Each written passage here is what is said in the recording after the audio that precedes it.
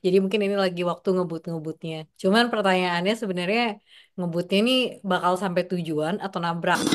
Kegaduan-kegaduan yang ada sih bikin nggak ngenakin ya gitu. Dari Januari kita lihat dengarnya apa? Nggak ada yang enak ya. Soal ekonomi apa ya? Nggak ada ya, nggak ada sama sekali.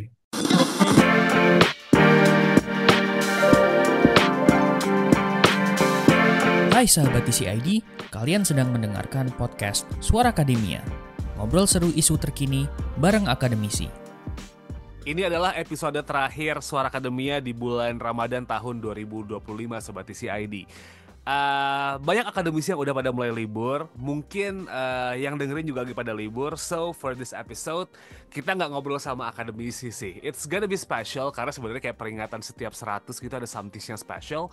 Dan buat episode kali ini karena bertepatan juga di akhir bulan Maret 2025 begitu ya, kayak nge-recap kurang lebih trimester pertama 2025 ini kayak gimana. Suara Akademia kita ngobrolnya tidak sama teman-teman akademisi luar, tapi kita bakal ngobrol sama orang-orang di dalam The Conversation Indonesia buat ngeliat gitu 2025 ini kejadiannya seperti apa. There's a lot of things happen selama 3 bulan dan buat kali ini kita bakal ngobrol sama 3 orang dari tim newsroomnya TCID. Yang pertama kita panggil tribal chiefnya anak-anak TCID Newsroom ya. Ada acting chief editor kami, ada Mbak Anggi Lubis. What up, Mbak Anggi? Apa kabar lo? Alhamdulillah ya, puasa. Oh, oke. Efek bulan puasa ya, jadi bisa mengucapkan kalimat-kalimat ilahi ya. Alhamdulillah. Oke. Ya Allah. Terus yang kedua, ada managing editor TCID, ada Robi Makoma. Kita sering manggil dia Ipang gitu, jadi kita sambut aja. Ada Pak Ipang, wadah Pak Ipang. Halo, selamat ya buat episode ke-200 Suara Akademia. Semoga Cie. lanjut sampai 1000. Kayak tamu-tamu ya, ngomongnya kayak selamat udah 200. Padahal pusing tiap minggu di rapat ngapa-ngapain gitu buat nyiapin topiknya.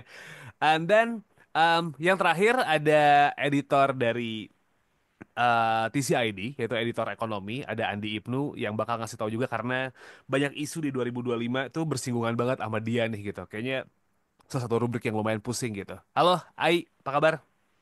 Kabar semua, mau arahan dari Chief Editor, Managing Editor. Kita mah Iya kan? chill, nunggu arahan aja ya. Kita kayaknya kudu sungkem dulu kalau mau nanya. Izin. Janganlah, jangan kaku-kaku Nggak gitu boleh lah. gitu dong. Newsroom TCID harus egaliter. Oh, Asik, mantap.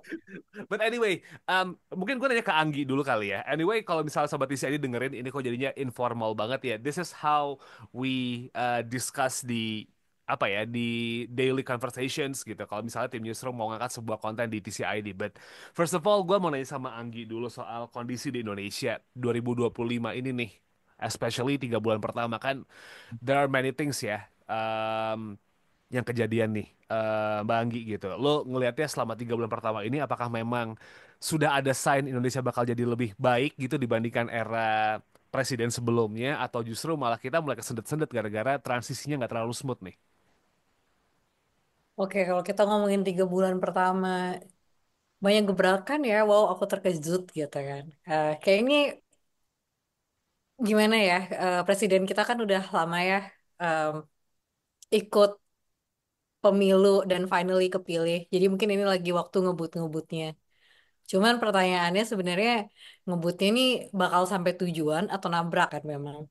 Hmm. Karena kalau mau kita lihat baik-baik, ke banyak banget polisi yang policy yang tiba-tiba muncul, wow gitu, jreng gitu. Kalau misalnya kita ngomongin baru mulai awal tahun tiba-tiba kita udah ngomongin pemotongan budget, baru awal tahun lalu tiba-tiba kita dengar, oh oke, ada Danantara gitu, yang itu that's already very very political gitu.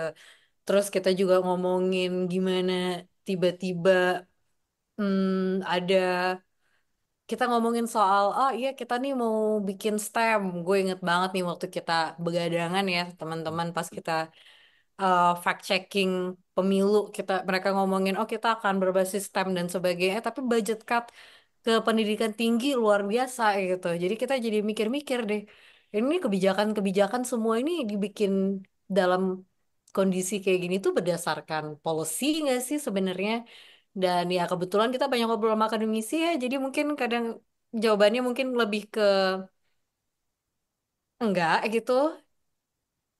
Correct me if I'm wrong ya, Bapak Ibu akademisi, tapi ya begitulah. Jadi kayak ini semua terjadi di tengah kondisi ekonomi yang memang kita masih belum oke ya, masih masih goyah juga dari pandemi, di tingkat global juga nggak nggak bagus, selalu tiba-tiba keluar RUU TNI yang ingin mengembalikan multifungsi ABRI lah ya, fungsi ABRI Hmm. dulu gitu. Ya, kalau sekarang kita bilang kelihatannya gimana nih, bakalan bikin maju atau enggak? Gue akan kembaliin ke indikator ekonomi aja deh. Kita kemarin sempat halt perdagangan ya. Dan kalau kita ngomongin indikator ekonomi saham, saham itu benar-benar menunjukkan kepercayaan investor kepada kita, pada perekonomian kita. Lalu tiba-tiba berhenti perdagangan, that's shocking gitu. Apakah memang perekonomian kita separah itu? Um, dan mungkin ke teman-teman kita kayak ngomongnya, iya nih kemarin turun sekian sampai akhirnya perdagangan berhenti. Tapi coba cek deh 5 bulan ke belakang secara historis udah berapa IHSG turun. Udah hampir 20% loh. Jadi yang kayak kalau lo tanya Cil gimana arahnya, background gue dulunya ekonomi ya lamanya. Jadi gue cuma bisa bilang I'm not quite optimistic at this point karena mungkin banyak kebijakan yang bisa aja niatnya bagus tapi waktunya mungkin timing, momentum belum tepat atau cara pelaksanaannya juga belum oke gitu. Oke. Nah, gue geser ke Mas Ipang nih. Lo ngeliat hal yang sama? Atau mungkin ada case tertentu yang tadi udah Mbak Anggi sempat sorot gitu, tapi belum diomongin juga. Meanwhile, ini juga jadi hal yang urgent nih, Mas Ipang. Gimana lo ngeliatnya?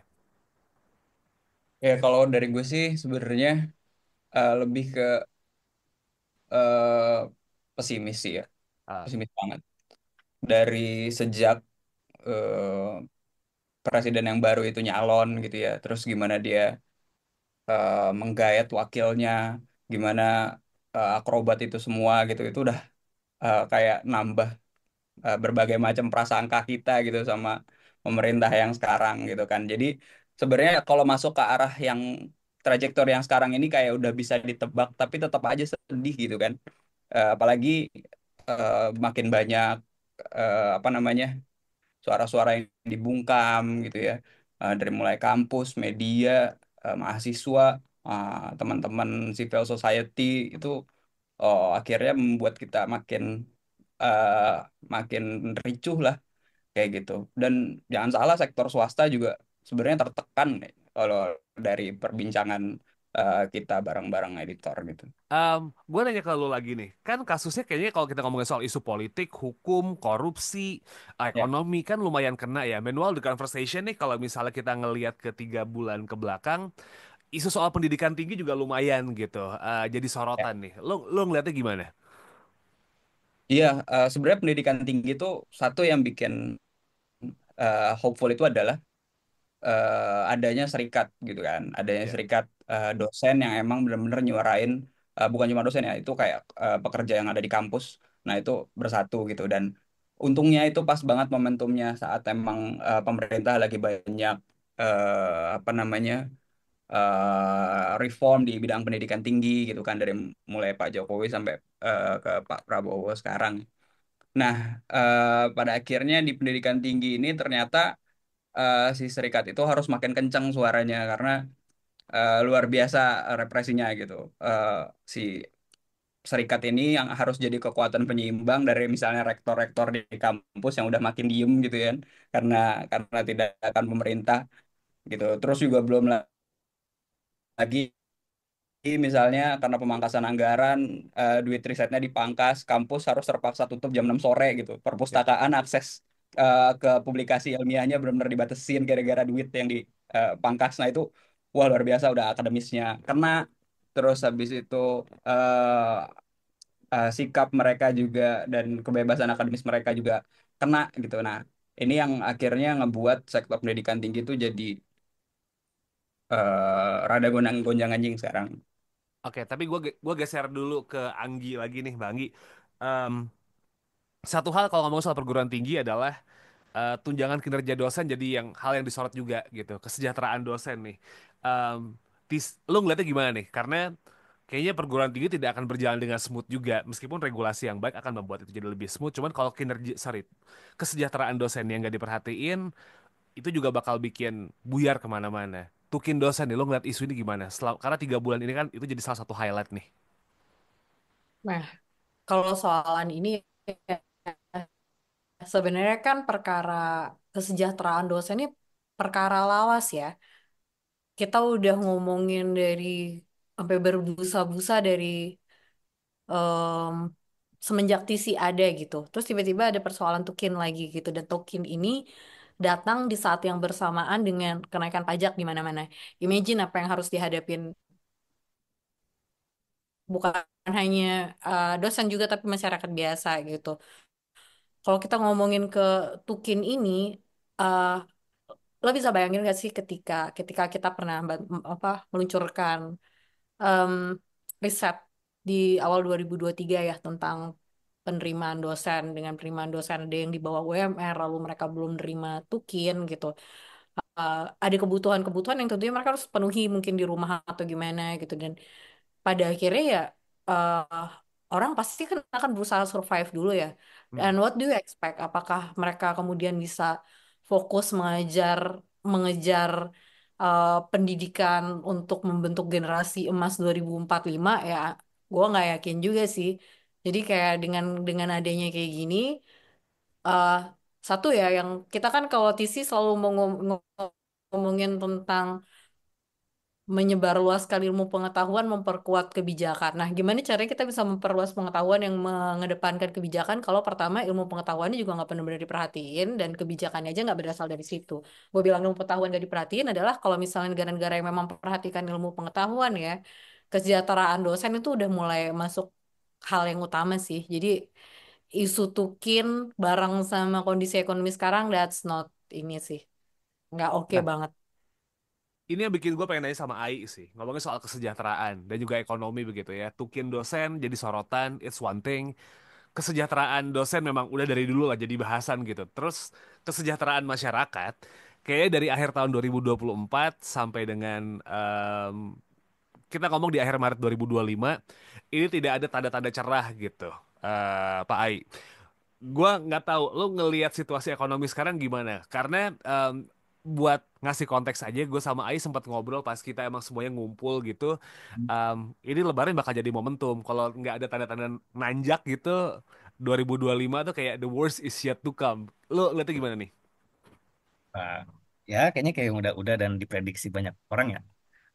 Lebaran tahun ini pun kan datanya pemudik pun turunnya kalau nggak salah 3 jutaan berapa juta gitu. Maksudnya Hmm, loyo juga orang bahkan udah bisa nyampe nabung, menahan nabung demi Lebaran. Biasanya kan orang bodo amat Lebaran ke kampung gitu, ya. pamer. Ada yang bilang pamer atau kita anggapnya mereka kangen orang tuanya lah ya gitu, pengen silaturahmi gitu. Tapi data Indef kalau nggak salah belum lama ini dibilang dan data Kemenhub juga bilang pemudik sekarang turun. Artinya kan expected income di masyarakat masyarakat luas ya sangat suram ya maksudnya. Dan kalau kalau kita teliti, sekarang kan kita akhirnya tahu ya dengan keadaan ekonomi yang sekarang kita tahu akhirnya yang stable itu kan cuma ASN dan BUMN kan gitu. Swasta ngedrop. Kita nggak pernah tuh dengar cerita menarik orang gaji swasta naik berapa persen gitu kan nggak pernah gitu loh. Terus Ya. ditambah lagi sekarang apa banyak yang rontok, Sritex yang zaman dulu King of Asian bahkan Asia mungkin Hmm. sekarang udah rontok mau mau di revive tapi kan butuh proses juga tapi kan 10.000 orang itu kan udah jatuhnya udah PHK ya itu kan udah tandanya udah 10.000 orang dan turunan keluarganya kehilangan income kan gitu. Negara pun pajak udah hilang tuh dia udah bukan objek pajak gitu udah artinya udah susah juga ya tapi balik lagi namanya pemerintah kan juga nggak mungkin membiarkan negara bangkrut ya. Maksudnya kita juga tentu kasih kesempatan juga. Kalau kita ngomongin sifat APBN, sekarang kan belanja negara lebih tinggi ya. Itu kan dari dulu tinggi banget kan sekarang kan sampai bahkan defisit 70 triliun atau berapa triliun gitu. Aduh angka angka exact tuh susah dihafalin ya. Tapi kan sebenarnya belanja negara di awal-awal tahun tinggi itu cita-cita pemerintah dari zaman dulu. Awal-awal Q1 itu punya belanja pemerintah tuh kecil banget porsinya, cuma Hmm. berapa ratus triliun. Tapi sekarang udah membesar. Mungkin memang kalau kita lihat budgetin lagi belanjanya buat apa, sama ternyata defisit dari pajaknya tinggi, mungkin bisa kita asumsikan juga. Tapi kan kita harus lihat juga secara kalau kita ngomongin APBN ya kita harus lihat sampai akhir tahun dulu sih. Ini berhasil atau enggak. Setidaknya kita dapat ada satu hikmah belanja negara di awal tahun cepat gitu sih. Oke. Tapi Karena situ gini, satu-satunya sorry yang gue bisa potong. motor. Hmm. Sorry gue potong. Em, Pemangkasan anggaran tuh ngefek nggak sih ke hal-hal yang terjadi sekarang dan pesimisme masyarakat gitu, especially di ekonomi?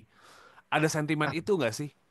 pemangkasan sih sebenarnya kan cuma pindah-pindah pos aja ya gitu. Ah, Mungkin kalau pemerintah lihat banyak pos yang hura-hura jadiin pos yang produktif atau berkelanjutan nggak apa-apa gitu sih. Tapi kan balik lagi itu kan sekedar dokumen dan hanya pemerintahnya juga yang tahu gitu.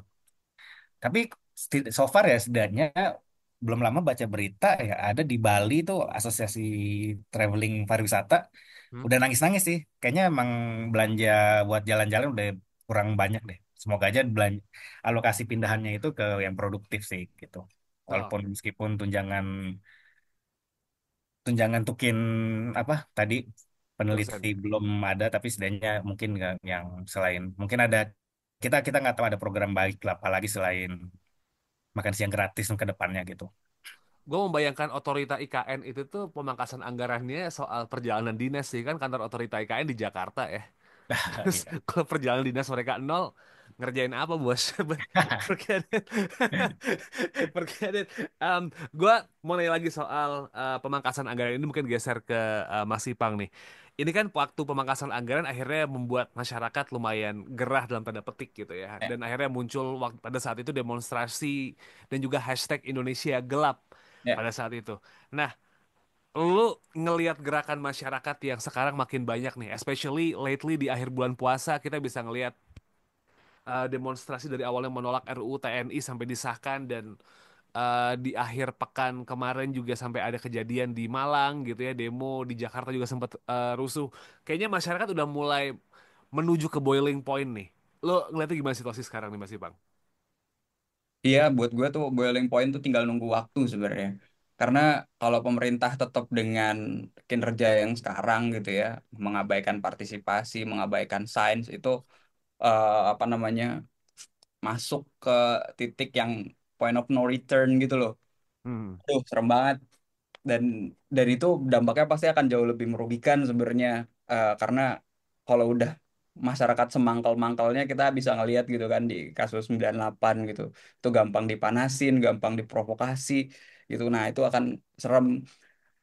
Yang kudu dijaga sebenarnya ya emang partisipasi itu sih, buat Indonesia gelap gitu ya. Partisipasi itu harus ada dan emang harus didengerin bener-bener, kita define gelap itu apa sih gitu.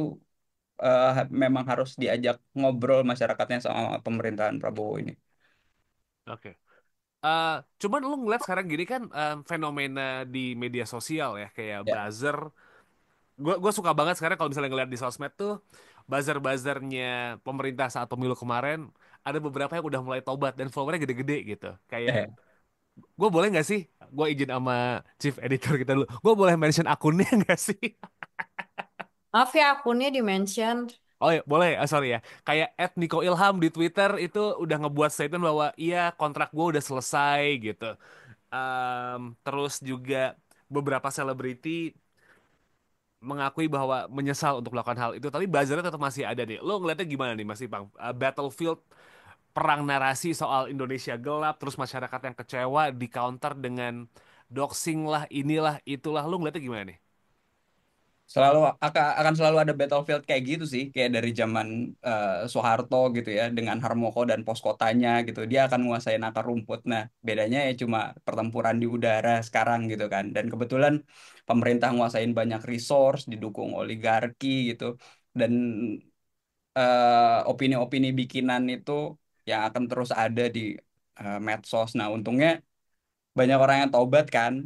Tapi yang gue cermati adalah orang yang tobat ini bukannya dirangkul gitu ya. Udah capek-capek nih jadi mualaf.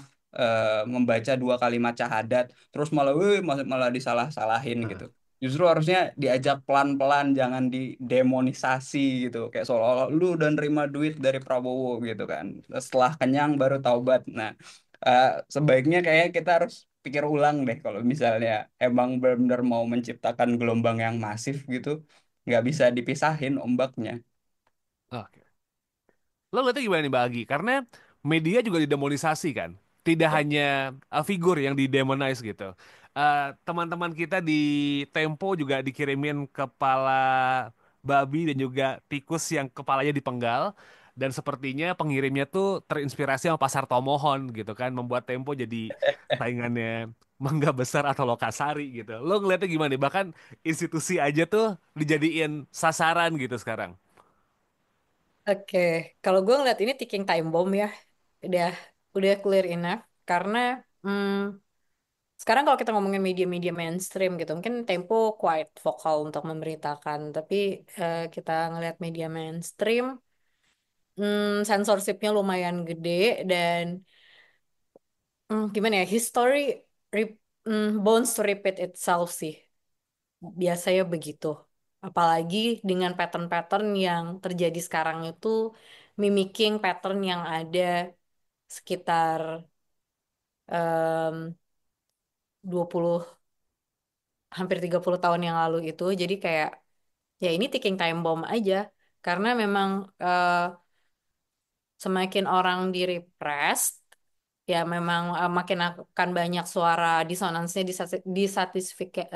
dissatisfactionnya dan mungkin buat tambahan kalau kita mau compare dengan masa hampir 30 tahun yang lalu itu mau sensorship kayak apa juga mau ngirimin kepala babi kayak apa juga em, sosial media kita jalan terus, Bung. Gerakan di dalam sosmed itu akan gerak terus dan itu adalah echo chamber yang akan sangat sangat gede untuk bisa detonating this ticking time bomb. Itu sih menurut gue. Oke. Komunikasi pemerintah gimana nih? Karena banyak banget isu-isu yang kayak gini, terus mereka lumayan, Nah, gua agak merasa gue terlalu halus kalau ngomong itu tuh blunder gitu. Cuman kalau gua ngomong agak lebih kasar lagi, gua takut dikirimin bahan masakan gulai juga kayak Tempo soalnya. Jadi gua nggak tahu menggunakan kata yang apa nih yang pas. Lo gimana ngelihat pemerintah ngerespon? Karena there are so many statements yang menurut gua agak ganjel. Terakhir tuh soal Wakil Menteri Agama ngomong, ya ormas minta THR itu kan budaya kami ya. Budaya Indonesia ya. Itu tuh banyak banget kayak gitu-gitu. Belum lagi disuruh masak aja kepala babi gitu kan. Lo ngeliatnya kok respons pemerintah mengeluarkan statement ini gimana nih, Mbak? oke. Gue akan menggunakan metode demokrasi yang santun ya, seperti demokrasi kita. Eh, Yang jelas jawaban pemerintah itu kalau misal lo tadi bilang blunder, kok gue kagak yakin ya itu blunder. Memang ini memang sekadar pengabaian terhadap suara-suara yang muncul dari masyarakat. Kalau memang itu blunder, blundernya kok berulang kali. Dengan metode yang sama diterapkan oleh berbagai macam institusi. Jadi gue lebih mendengar yang masuk di telinga gue adalah ya terserah lu aja masyarakat, pokoknya ginilah ya kita gitu. Jadi buat gue itu adalah pengabaian. Udah nggak ada political PR yang benar-benar berjalan di kita dengan political PR dengan niat yang baik yang berjalan di kita. Jadi ya memang hmm, kayaknya nggak nggak jauh-jauh amat gue lompat ya. Gue yakin tuh orang-orang semua orang-orang pintar kok bisa ada di situ gitu. Jadi gue merasa ya kalau misalnya ada statement-statement kayak gitu, simply pengabaian sih. They're not Oke. they're not stupid. Sorry, maaf demokrasi santun. Oh ya. Lo ngeliat hal yang sama nggak nih Mas Ipang? Sama kayak Mbak Anggi gitu. Emang pengabaian atau emang mereka sebenarnya butuh kursus komunikasi aja? Iya, gue mau ngasih pesan nih buat teman-teman yang suka blunder, terutama pejabat yang kita bayar pakai duit pajak kita, yang tiap hari dipotong makin gede itu. TCID tuh bikin pelatihan public speaking gitu. Jadi kalau mau ikut sama kita, kita yayasan kok sebenarnya. Jadi santai-santai aja, kita nggak menguntungin siapa-siapa. Gitu sih saran gue. Iya. Untuk mendekati Gen Z kita punya source-nya ya kan, untuk Yuk, menyenangkan bos kita juga punya source-nya gitu. Karena orang-orang yang ada di rekaman ini, bapak-bapak, percayalah kami mengalami masalah itu. Tinggal kelihatan mana yang menyenangkan Gen Z dan mana yang menyenangkan bos. But gue ke Ai dulu deh. Pak, ini gue sekarang ngeliat tadi ngomongin soal time bomb dan situasi yang berulang kayak Orde Baru. Banyak orang yang mengkhawatirkan dengan situasi 98 bakal terulang, especially di urusan ekonomi gitu. Dulu gue udah lahir tapi gue tidak mengalami dan punya memori yang cukup kuat tentang 98 by the way. Dolar bisa sampai setinggi hari ini gitu kan. Bahkan kayaknya gue kalau nggak salah ngeliat di sosial media ini adalah titik tertinggi Indonesia dalam beberapa tahun terakhir gitu hari ini. Masyarakat daya belinya anjlok banget. Nah, di situasi ekonomi dengan kondisi yang sekarang nih, trajektorinya ke sana apa? Especially ditambah kemarin ada sempat IHSG di stop gitu ya. Meskipun kata beberapa buzzer IHSG tempat mainannya anak abah gitu. Em, terus juga apa ya? Penjualan di pasar-pasar tradisional juga sempat hilang gitu. Lo nggak tahu gimana nih? Trajektorinya emang ke sana kah? Bakal situasi krisis lagi atau sebenarnya masih bisa diselamatin nih sekarang? Hmm. Kalau krisis, apalagi ngomong krisis global ya. Oke, di internal, di domestik emang udah agak, udah bukan agak lagi ya, udah sangat terkikis ya. Trust investor ya dari ESG kemarin tuh udah jelas banget ya, udah tiba-tiba rushing aja. Entah itu karena isu apalah, isu katanya Menkyu mau resign, atau isu, bukan isu ya, kebijakan dan antara yang bikin investor takut, makanya mereka rushing their money convert to yang lebih safety lah, safety haven misalnya. Mungkin kalau nggak salah mereka lebih ke, jadi ke lebih ke obligasi ya, karena Ya, lebih aman pasti dibayar, dan lebih dan pokoknya blue chip dihindarin dulu deh, terutama bank-bank kapitalisasi entitas kita yang ternyata plat merah yang nyokong IHSG kan akhirnya ganti. Nah, tambah lagi kalau kita ngomongin ticking bomb, ngomongin politik tadi, investor kan juga paham ya, paham banget ekonomi tidak bisa lepas dari politik. Mungkin itu juga ada salah satu sebabnya uang pada kabur. Tapi kalau ngomongin krisis, mungkin kalau kita krisis, krisis lokal kali ya. Kalau ngomongin krisis global di luar kayaknya masih cukup nggak stabil. Ya, ibarat gelas tapi goyang, tapi airnya muncrat-muncrat, memang goyang, tapi belum ada tanda-tanda sih kayaknya. Karena kan krisis juga baru awal-awal dari pandemi itu ya. Pernah baca kajian siapa gitu, tren krisis itu dari krisis, misal kita ngomongin pandemi, kita bisa anggap krisis ya, itu butuh 10 tahun buat pulih, baru ya. nanti ada 5 atau 10 tahun lagi krisis baru. Kayaknya kita masih, itu terbukti di tahun 98, 10 tahun kemudian 2008, 2019 kita anggap COVID 10 tahun. Kayaknya masih agak jauh, tapi nggak ada yang tahu gitu. Karena kan di eksternal juga China, US lagi masih seru berantemnya, terus perang masih ada di mana-mana yang bikin kita jadi berpihak-pihakan. Tapi kalau untuk krisis kayak belum ada tanda-tandanya. Tapi kita harus waspada sih sebenarnya. Mau gimana Oke, lagi? jadi gini, situasi internal memang udah makin tricky. Chaos, chaos, chaos. Mungkin Oh, dibilang. chaos ya. Gue Nah, terlalu kalau baik kalau ya gua untuk ngomong ini kalau gua tricky ya. orang kalau gua orang asing naro blue chip pakai dolar convert ke Indonesia, merasa nggak aman nih, dolar gue bakalan mengembang atau bisnis saya mengembang, dua dua resiko itu nggak menjamin gitu. Jadi mending gue bawa kabur lagi gitu, bawa pulang gitu, taruh di mana, gue taruh bawa kasur lagi udah lebih aman kan, stabil gitu. Investor Jadi, domestik dengar lo ngomong chaos langsung kabur juga kali, Ay. Nggak juga, maksudnya itu kan kemarin udah, toh bukan gua juga yang ngomong, kawan-kawan akademisi kita kan pada nggak ada yang ngasih berita sabar itu, sementara nggak ada kan gitu loh. jadi definisi kabur aja dulu tuh nggak cuma kabur dari Indonesia ya, kabur dari IHSG Nggak menuju ke orangnya doang ya, uangnya S&P juga hartanya bisa juga. ya. Nah, ini gue geser lagi ke lo nih, Mbak Anggi gitu. Situasinya udah mulai complicated gitu ya semuanya dan sepertinya habis ini bakal ada undang-undang polisi gitu, RUU KUHAP juga yang lagi digodok. Gue nggak bakal bahas soal KUHAP gitu, tapi gue lebih ngebahas soal society nih. What should we do ketika melihat pemerintah yang kayak gini? Karena kan em, ya apa yang mereka bahas di Senayan itu pasti bakal berimpact ke kita. Tapi kadang-kadang noise di kehidupan sehari-hari itu tuh berasa banget nih. Kayak lo buka X, lo buka Instagram tuh ada aja narasi ajaib-ajaib. Mungkin kalau misalnya kita di Conversations ngelihat apa namanya kolom komen di TikTok kalau misalnya kita ngebahas sesuatu hal yang nyerempet pemerintah, komennya lucu-lucu gitu. What should we do nih as a society? As a society ya. So, kita balik ke personal kita masing-masing ya. Kita sebagai individu, bukan kita sebagai the conversation, alright? Gue Yap. lagi nggak mewakili conversation. Yes, oke. Jadi, yang pertama sih yang jelas ya, masih banyak outlet di luar sana, misalnya di conversation, oke, yang bisa memberikan, menyebarkan informasi dari sumber yang kredibel. Yang pertama tuh masyarakat kita sekarang harus melek informasi dulu, karena mau gimana-gimana, em, ini kan kita tsunami informasi ya, informasi banyak banget. Nah, pertama kita harus pilah dulu. Nah, yang kedua adik-adik kita nih udah semangat banget menjalankan itu protes Indonesia gelap. Ada baiknya mungkin kita harus mendukung ini gitu sebelum sebelum aduh gue takut ngejinx tapi gini ya ketika RUU TNI disahkan yang namanya misalnya seandainya ini orang-orang DPR atau orang-orang itu belajar politik beneran mereka paling nggak pernah baca bukunya Samuel Weiner Man on the Horseback ya tentang potensi represi militer ketika mereka masuk ke ranah sipil. Nah, itu amit-amit terjadi, tapi gue bilang kita sih betul mendukung gerakan sipil anak muda ini, suara-suara mereka yang turun ke jalan.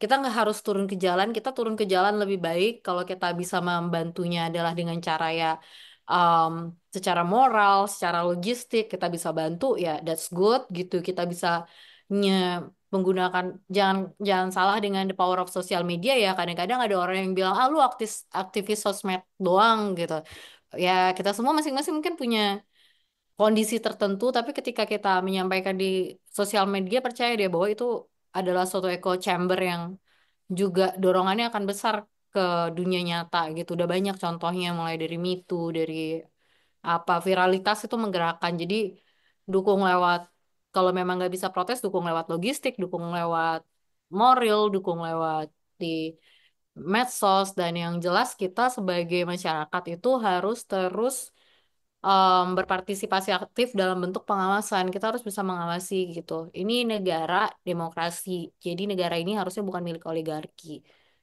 harusnya tuannya itu kita gitu Harusnya, harusnya idealnya idealnya. kayaknya Negara itu mana sih yang ideal? Cie gitu. aduh nanti kabur dulu orang-orang kalau disebut. Gue geser ke Mas Ipang dulu deh. Mas Ipang, lo ngelihat situasi sekarang dan masih pertanyaan yang sama, ada opini yang lain nggak gitu? Atau mungkin menguatkan apa yang udah disampaikan Mbak Anggi tadi? Iya, gue cuma mau nambahin dikit kalau gerakan berbasis di medsos tuh sebenarnya seru banget gitu ya. Ini nggak pernah terjadi sepanjang sejarah protes gitu misalnya eh, kayak dibales pakai meme-meme, Insta Story gitu, yang ngebuat isu-isu yang kayak di luar tuh kelihatan politikal gitu kan dan elit terus jadi bisa renyah banget gitu. Itulah kekuatan sebenarnya dari medsos gitu aja. Akhirnya jangkauannya bisa makin luas gitu dan kita bisa lihat itu makin banyak content creator yang tiap hari tuh emang bener-bener ngasih recap isu yang menurut dia plot twist gitu, alias mengkritik pemerintah.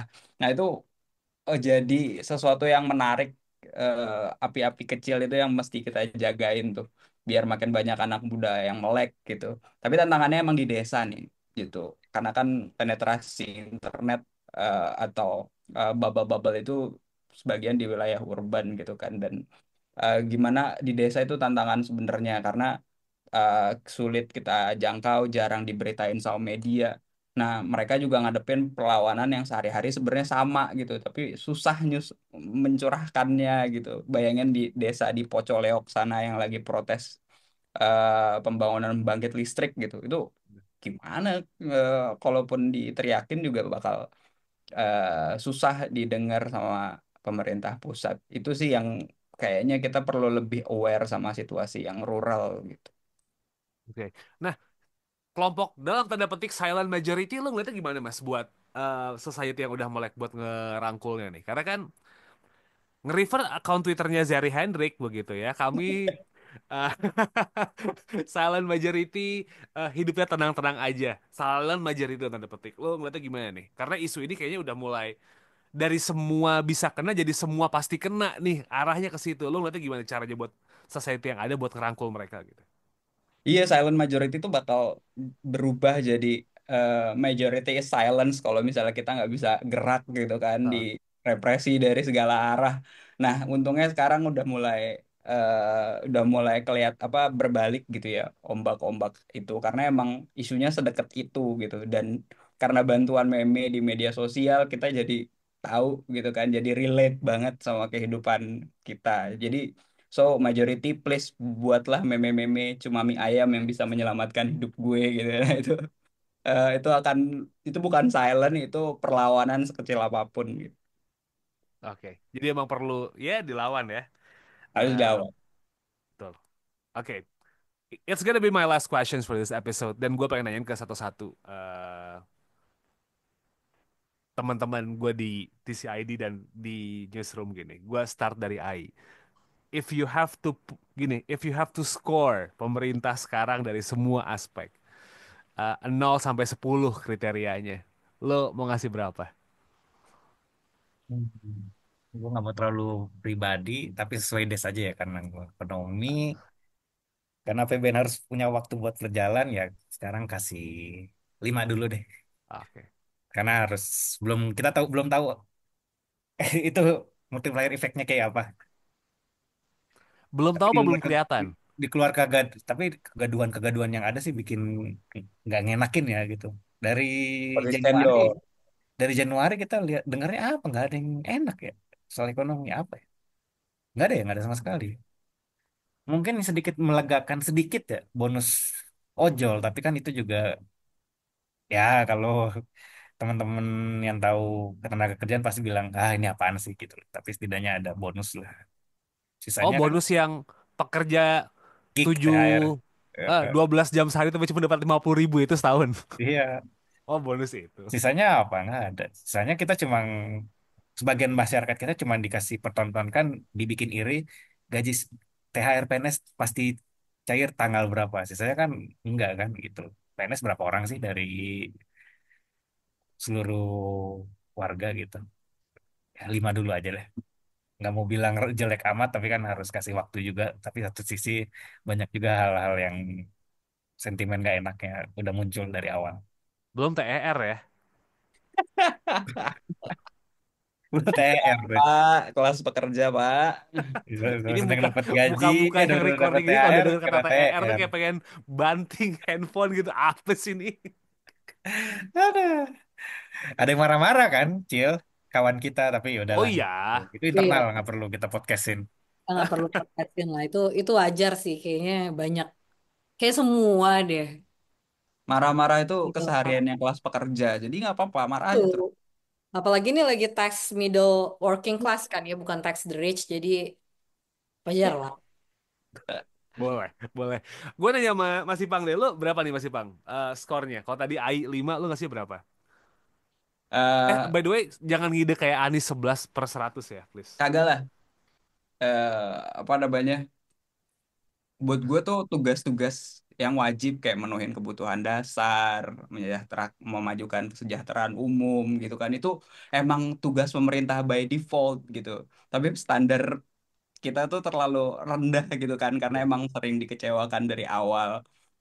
Tapi gue akan pakai standar itu karena di science yang kita kejar adalah ya memang yang terbaik gitu kan. Makanya di science tuh ada observasi, ada riset, randomized control trial dan segala macem gitu. Nah, buat kayak gini sih pemerintah gue kasih 3 ya, karena yang prestasi yang misalnya mereka lakukan gitu, misalnya program makan gratis, ya emang itu tugas lu dan duitnya bukan duit lu, duit kita gitu.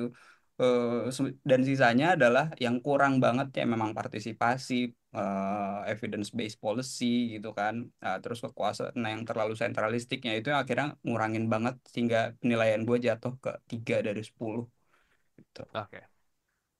Last but not least, Anggi Lubis as our chief editor, lo ngenanya berapa? 5, 3, jangan satu, please.